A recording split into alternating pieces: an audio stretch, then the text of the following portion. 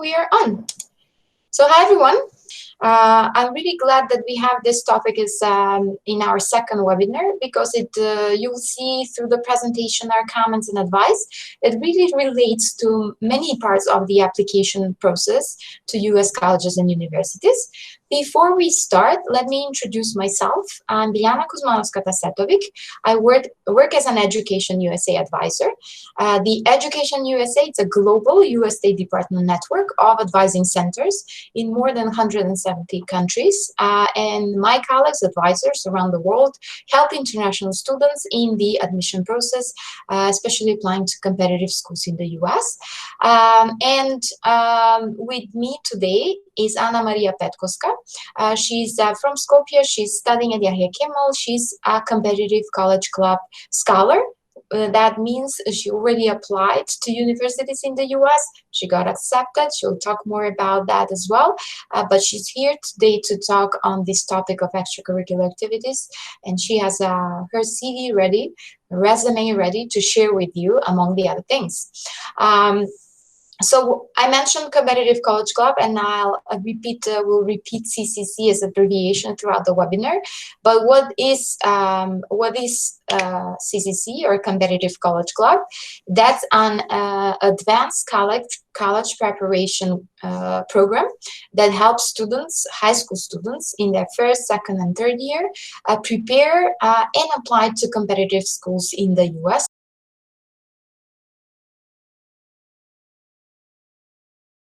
Please visit our blog and where you will find details about the CCC, the Competitive College Club. You'll find information about students who already applied and where are they studying in the US at the moment, who is behind a team of advisors and experts who work with students to help apply, how we organize meetings, resources if you're preparing for the SAT and for the TOEFL. The information about the annual fairs when universities come to our country to present their programs and recruit students, and information how to contact us. So if you have questions about CCC as well, we're here to answer that at the end. The concept of the webinar is that we'll share our views, myself as an advisor, from my experience of over 10 years working within this field of advising international students applying to US colleges and universities, and Anna Maria on the other side as somebody who went through the process and how that was for her, especially when it comes to activities outside school. And we'll share the slides at the end. We'll leave space for questions and answers. Please type your questions in the chat section. We'll, as we speak, you don't have to wait until the end, and we'll go back to it and answer them at the end of our slides. So today's topic is how are extracurricular activities important in the application process? They are an admission factor that is important and relevant, and that's why we're talking it as a separate section. And it's really, the timing is really right at the moment because especially in the springtime, students just not only think about what they have done in the previous years in high school, but also what they can do in the upcoming months, especially the summer, and how they can enrich their CV and application at the end. So I came up with this definition, which is really a summary of what we will talk today. And this is a way of how we help institutions. When I say institution, I mean US colleges and universities better understand students' strength, interests, goals, and ambitions in a form of non-academic accomplishments. So you have your academics listed in or submitted in your grades, in your test scores, right? In all the programs you participate in and projects within school. But this is a section where you show universities what you do outside school. And it's very personal, it's very subjective, and that's why I will emphasize all throughout the webinar that take this webinar and everything we say today and everything you'll find online as a suggestion, as a guide, but please make your own decisions according to what your personal interests are, your personal ambitions and goals are, and make that into a really into a local or a national impact through your activities. And I'll talk more about that in the next slides.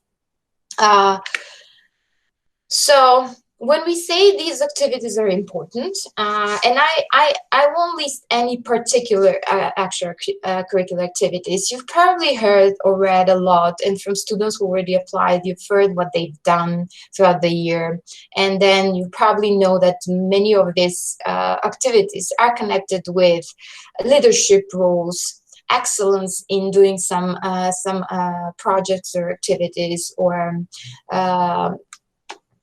events, or connected with your commitment to programs. So these are the three main modes or ways how you can approach extracurricular activities.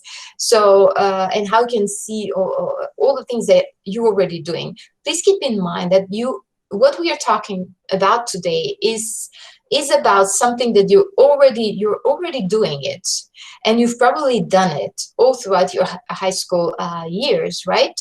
But we are just giving it a form, and we are putting it on paper, and also maybe giving you ideas of what you can do to enrich that experience. Okay, so how we know that extracurricular activities are an important factor, right? We say they are important, but how we know this? And the webinar today will help you not only learn how to tackle this section through my view as an advisor, or through Anna Maria's advice as a student, but also we will see how universities are presenting what they look for in students, meaning through extracurricular activities. So to do that and to see how this is an important factor, right, we will go through a section that almost every university and college in the US publish on their websites. And as you'll see through my slides, I only use universities' website to seek information, because and that's a good starting point and a good advice to all of you. It doesn't mean you don't have to consult other websites that are in the field and that they'll give you useful information, but just keep in mind that the first thing you can do is go to the university website and learn from them directly, because all these other websites and blogs really withdraw or take information from the university's websites. So go to the source. And it's called, the section that we will look to check if this is an important factor, it's called Common Data Set. And it's published, and that's a standard set of questions. This is that's a general definition that is used by colleges or college guidebook publishers to collect commonly requested statistics about colleges and universities. So every year, colleges publish the common data set to show numbers, statistics, and standards that they use in the admissions process.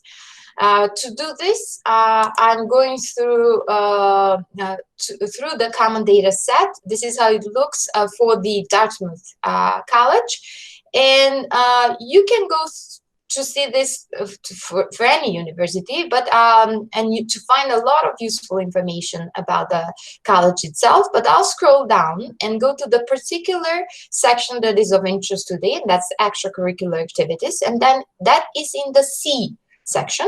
So in the C section, here it is, it says relate importance of each of the following academic and non-academic factors in first degree seeking admission decisions. So we go to the extracurricular activities section right here, and this college actually said that extracurricular activities are very important when they make decisions about admitting students to their institution. So you can check this for every college, and you see the rest of the criteria they use. So if you're wondering, what I have to do in order to apply to a US college, this is the table that will help you out, clarify that, and by important, not just what things are necessary to be prepared submitted, but also how important they are. So I think this really helps for you to check out for each college, and I think over 90% of each of the competitive schools in the US will have this section marked as very important. So let me go through the university's website themselves. As I mentioned, I think that these are the most relevant resources we have in order to tackle this on every part of the application. Let's see what they say about this particular part. So I'll go to MIT section on their website about extracurricular activities. And what they say is this, and they give you the advice that they appreciate or they promote concerning extracurricular activities. I like this part where they say the only right answer for this part is to do what's right for you, not what you think is right for us.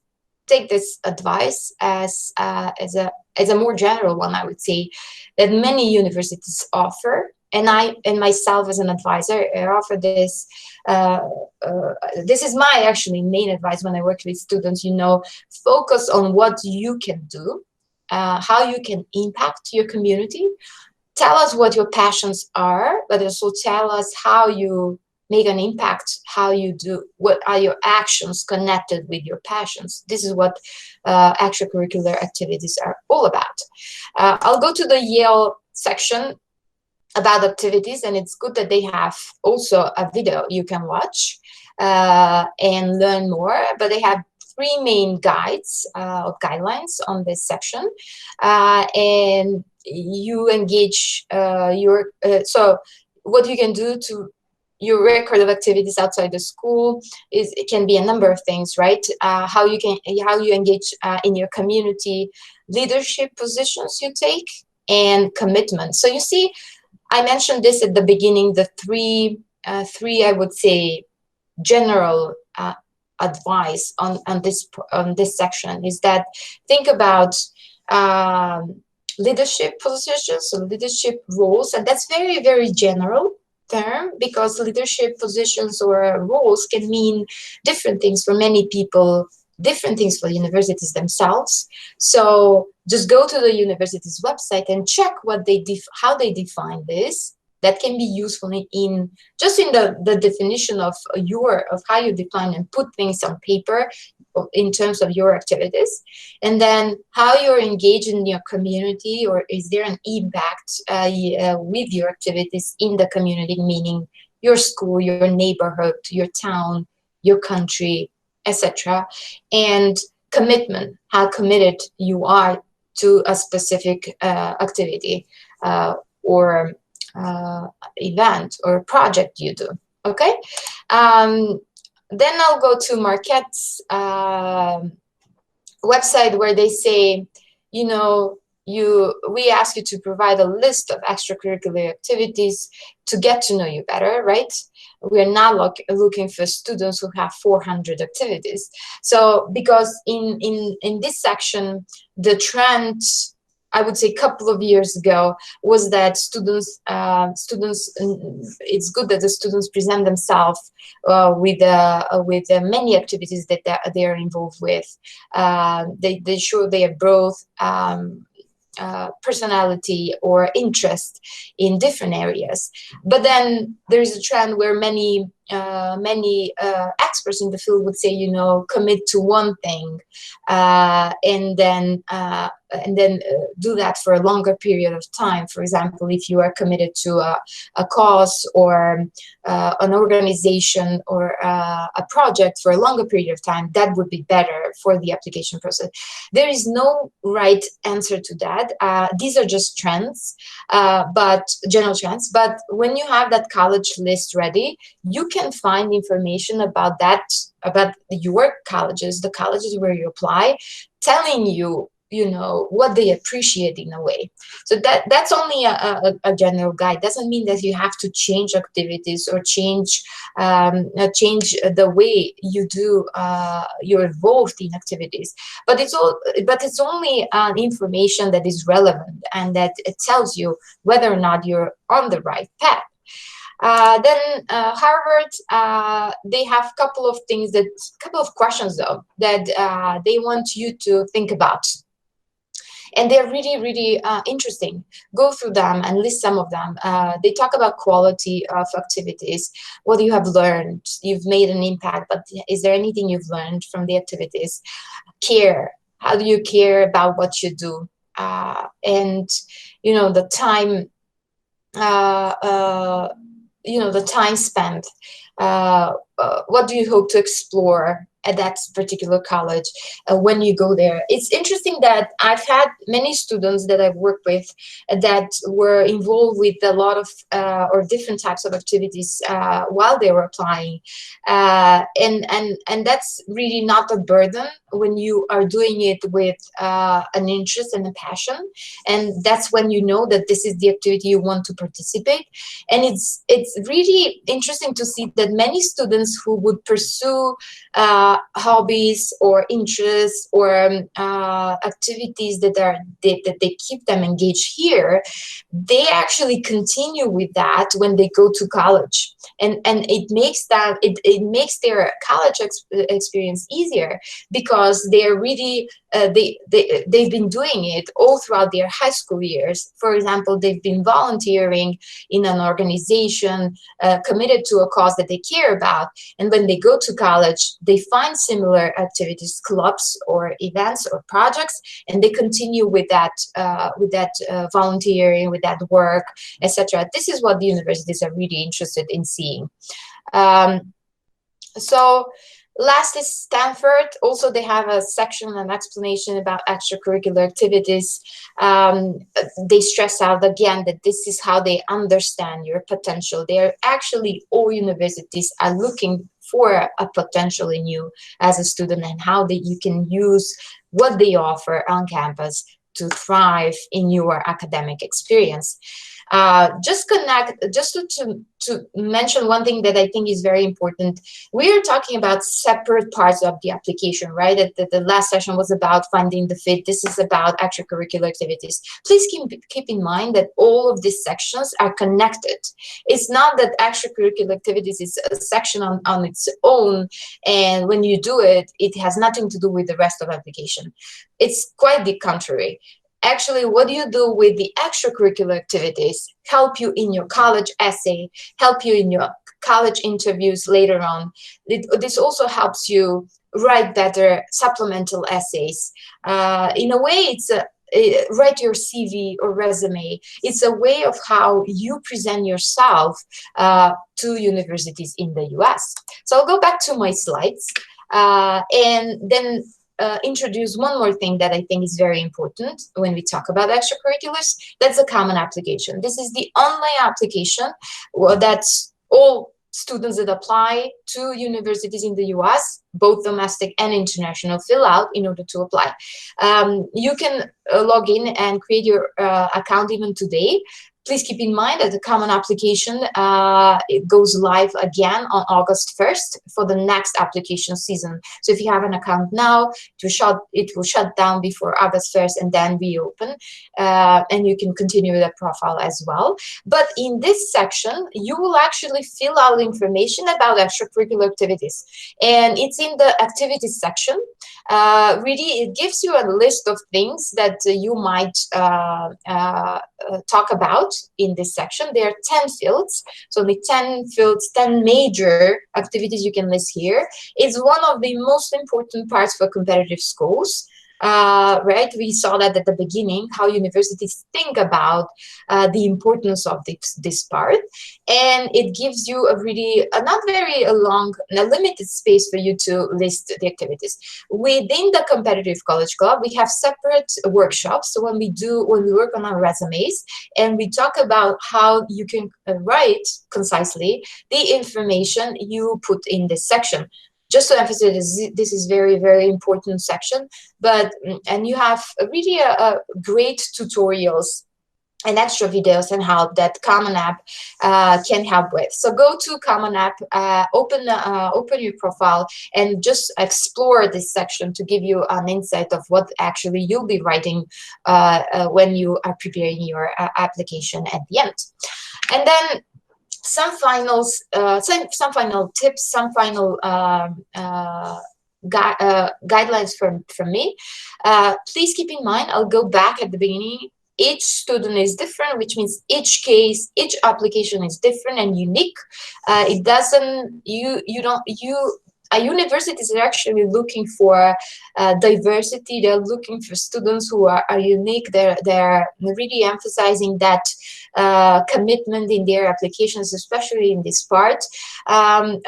When I do a lot of individual advising with my students on this section. So this is just a general webinar, right? Telling you where this section, where this part is in the application process. But there are many sessions that we work on, especially individual sessions with students, where we talk about each individual profile and how students can really enrich this and present this section well. So try to be engaged with the activities you're doing, or maybe you have some questions of what you can do more in the upcoming period, but also try to balance that with the studies. So this is especially for students who apply this year, is very, very important that you also try to excel at school. That's really important. And then try to find time to engage to other things that are important to you. Consult with somebody who can help, an advisor like myself. I'm open to students who are even not part of the CCC. Write me an email, send me an email. We can talk on Skype, or we can talk on the phone. And maybe through that conversation, you'll learn more about how you can be or stay engaged in the activities that are offered locally. The most frequent question I get on this section is, I live in a small town and there are not a lot of activities here. There's not much happening here. What should I do? So you engage with whatever is available to you. Just explore, keep your mind open, see what the organizations are doing in the city, or even your school. See what is necessary. Is there any section you can help with and restore a club, or start a new club that can help students that are that are studying there, and then post. This is an advice I think is very practical. Whatever you do, your activities, post them on your social media profile. So don't, especially the year when you apply. I know we use our profiles for different purposes, and some of them are personal, like Instagram, for example. But whenever you have an option on Facebook, for example, or open a LinkedIn account, use that LinkedIn account or for a Facebook profile to post updates on what you do. And last, explore the student profile on universities' websites. So if you go to, let's say, a student profile is a section that universities have on their website, where they show information, statistics, and numbers of the class that have been admitted most recently. So on this section, you will usually find information about the activities. So for example, University of Richmond has a section that actually tells us what were the major accomplishments or activities that the class of 2023 had. Or for example, University of Chicago, they have a section where they talk about where was that? Where they talk about, here's it, involvement in high school activities. Out of the students who were admitted, the percentage of students that were admitted that were engaged in community service was, for example, 82%.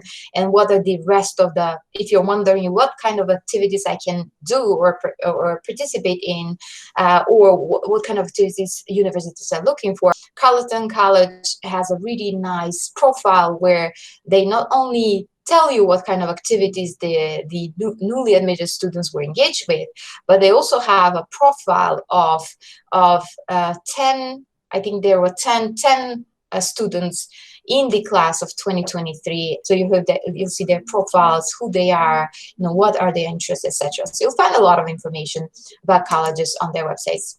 So I'll stop here. And I'll let Anna Maria continue with her slides and with her advice on this. Hi, everyone. I'm Anna Maria. I already applied to US University, so I went through the whole process, and I'm here today to help you maybe choose which extracurricular activities you can participate in.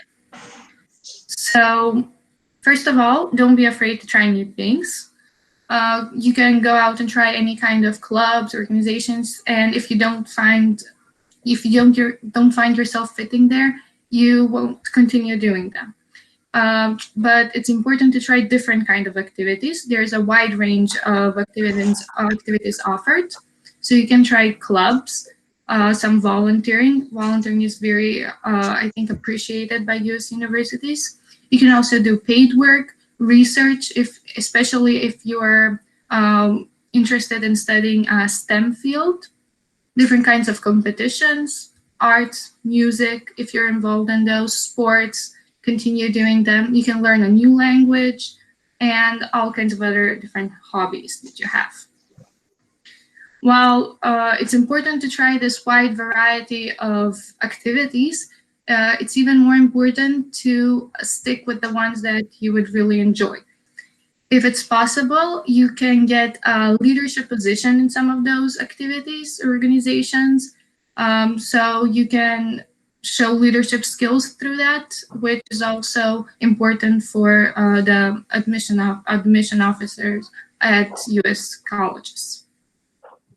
If you feel like any kind of clubs or activities are not offered in your community, you can always start a new club in your school or any kind of community center you have, or organize an event about something that isn't offered in your community. That would be really helpful. You'll show initiative and, of course, leadership skills, which is very important. Next slide, please. So this is my CV, my resume. So first, most important, you state your full name, where do you study, your education profile, and contact information. Then I have a section about like a profile, competences, which is like short, a couple of sentences, short like view of what you're interested in, what you've been working on. And you should keep this really short. Then I've started listing my activities. First, I have one of my most important ones. I have started with my internship at US University. So I have stated what kind of activity it is, where it was, from when it started, how long it lasted. And I have a short description of what I was doing there in the as part of that activity. And usually you state if you have some kind of leadership position. So the next thing I have is volunteering at Brain of Brain, Skill Development Center for Children. So I've stated that what kind of position I have and what I've participated in at the center and how long it lasted. Then I have my section about conferences and contest participations. So I have listed all the conferences I've participated in where they were, when, and with what did I participate with. You can list all of them in one section. You can put them in different kind of sections. It's mostly up to you. Then I have a section about my clubs. So what did I participate in, and my leadership, if I had a leadership position in some of them. Then I have my volunteering activities. Also the same thing, like when did I start, when did I finish with them. Then it's good to have a section about some recognition, certificates, awards, honors that you have got. So you can list them together. So all kinds of recognitions, certificates, awards. Then I have my language skills and some other kind of computer IT skills that I have. And at the end, you can list hobbies and interests of yours if you want to. So it's important to put in the most important details about every activity that you have listed. And of course, as I said, when did it start, when did it finish, and your position in it. Next slide, please. Here I have some useful resources that I've used during my high school years. So the first link is a site where you can search for volunteering opportunities here in Macedonia, I believe. They have different kind of open positions that are available, or you can just get ideas of where you might volunteer or what you might start.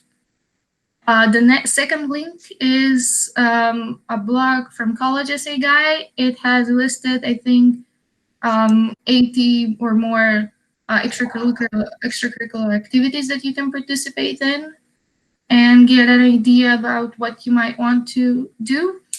And the last link is about some kind of templates of different resumes and CVs.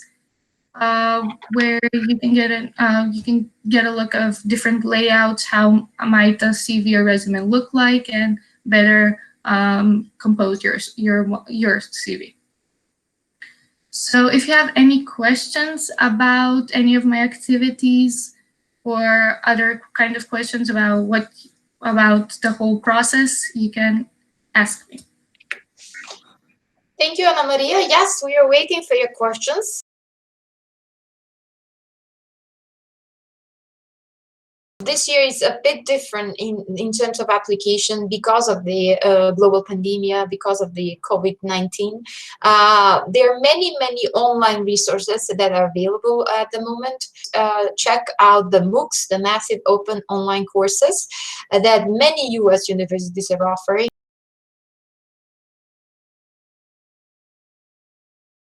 So let's see, we have a question. Did you send the same activity list to every university you applied, or did you tailor it according to the universities, Anna Maria? So I personally sent the same CV, resume, and activity list that's on the Common App to every university. I think there was like one university or for one scholarship I applied to, they asked only for my leadership resume, so only leadership positions that I have. So I made a separate kind of document listing only my the activities where I had a leadership. So they might ask you for something separate like that, but if not, I sent the same CV everywhere. Yes, I think for the CV, for the resume, we have a separate session, couple of sessions where we work on our resumes and how you organize information. You've seen Anna Maria's CV, the resume.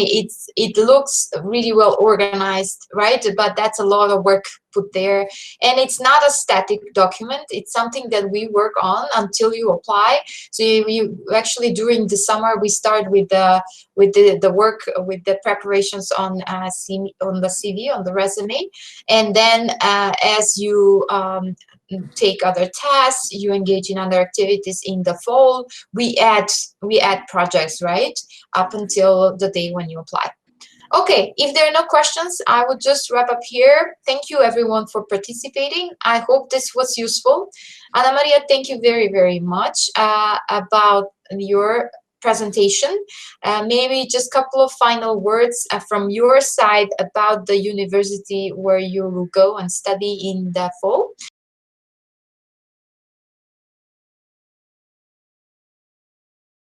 I've been accepted to several universities, and I'm still kind of looking into which one I'm deciding where I'm going to go. I'm probably going to go to University of Rochester, but I'm still not committed to the university. I have until May 1st. And just want to give you, don't stress out about the whole process. You need to work constantly on it, but take it as enjoyment and really enjoy working on the whole college applications, and don't stress out. Thanks everyone. That's a wrap up. Hope to see you, all of you, again for our next webinar next week. We'll promote information on our Facebook and Instagram profiles, and send us any questions you might have about extracurricular activities. We hope that this was useful. Thank you and have a wonderful day. Bye-bye.